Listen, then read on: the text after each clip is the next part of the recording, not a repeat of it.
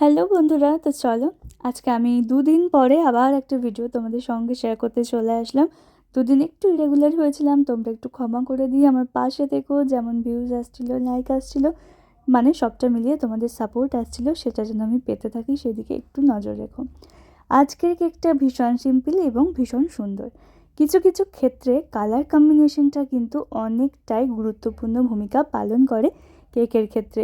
এই যেমন pink and white, sky blue and white, বিভিন্ন রেড অ্যান্ড হোয়াইট, এই ধরনের কম্বিনেশনগুলো এমনিতেই একটু বেশি দৃষ্টি আকর্ষণ করে থাকে।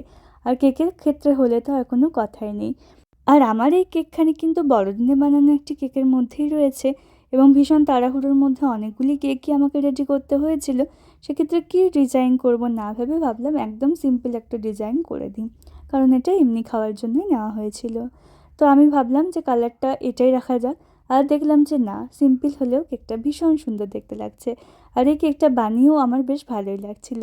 তো তোমাদের কেমন লাগলো আজকের এই কেকের ডিজাইনটা আমাকে কমেন্ট করে জানিও। আর অবশ্যই আমার এই ছোট্ট চ্যানেলটিকে সাবস্ক্রাইব করে দিয়ে আমার পাশে থেকো, একটু ভিডিওগুলো শেয়ারও করে দিও।